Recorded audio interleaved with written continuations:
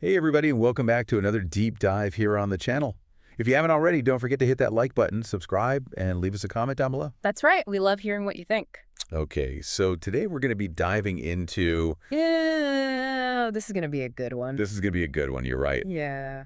We are talking about the word fascist. Ooh. Yeah, very loaded term. Very loaded. And it gets thrown around a lot these days. Especially in our current political climate. Yes. So to really unpack how this word is being used and kind of what the implications of that are. The power of language. We are going to be taking a look at a recent article on the Daily Beast. Great publication. It is a great publication. Love the Daily Beast. And this article focuses on Lindsey Graham's appearance on ABC's this week. Okay, interesting. With Jonathan Karl. I'm familiar. Yeah, and I think you're going to find this really interesting because I said that. There is a lot of verbal sparring, some surprising reactions. Whoa, juicy. It's juicy. It is. Yeah. So to set the scene, we've got Lindsey Graham on this week. Mm-hmm. And he is talking about how former generals, John Kelly and Mark Milley, had called Trump a fascist. Yeah, that was a big thing at the time. Huge news. Big news. And Graham is pushing back hard on this. Okay. He's defending Trump pretty strongly. What's he saying? Well, he's saying that he's seen Trump's behavior firsthand. Okay. And that he just doesn't believe that the label is accurate. It's interesting how he's using his personal experience as a kind of shield against these accusations. Yeah, and it's interesting, too, because... I mean, it makes you think, like, what was he witnessing firsthand? No. We don't really get that in this article, but it makes you wonder what that was like for him. It really does. Yeah. But then the conversation shifts. Okay, where does it go? A little bit. And they start talking about how this type of rhetoric, this type of accusation... Regardless of whether it's true. Exactly. Can lead to a climate of violence. Of course. They even mentioned that Mike Johnson and Mitch McConnell. Oh, wow. Bringing in some other big names. Yeah. Good. Okay. Put out a joint statement warning about the dangers of inflammatory language. Yeah. I mean, you can't deny that words have power. They do. Yeah. And so it's like they're acknowledging that these things have real-world consequences. Right, and it raises questions about, like, where's the line? You know, freedom of speech is essential, but where do we draw the line when it comes to potentially inciting violence or harm?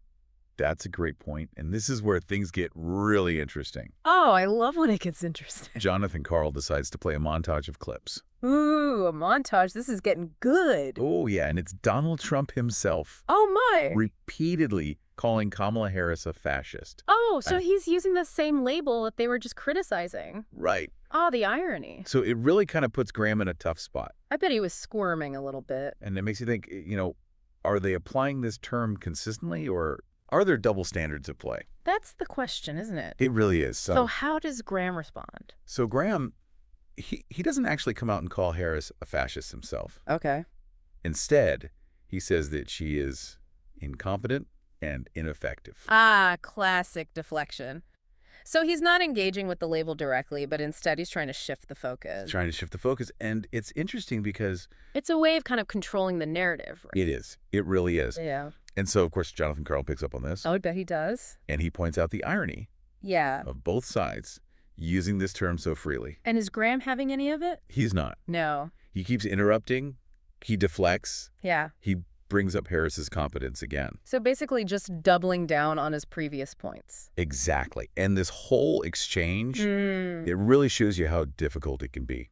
It's almost like a verbal boxing match. It is. They're just kind of dodging and weaving, trying to land a punch, but not really engaging with the substance of the issue. It is. They're so focused on winning the argument that they're not actually having a real discussion. Exactly. And that's something we see so often in political discourse these days. It's kind of disheartening. It is. It makes you wonder if we can even have meaningful conversations about these important topics anymore. It really does. Yeah. So we're going to leave that question with you guys today. Yes, we want to hear from you.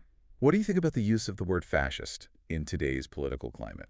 Is it ever appropriate? How do we balance freedom of speech with responsible use of language? Leave your thoughts in the comments below. And don't forget to hit that like button, subscribe to the channel. Yes, please subscribe. And we will catch you on the next deep dive. See ya. Bye.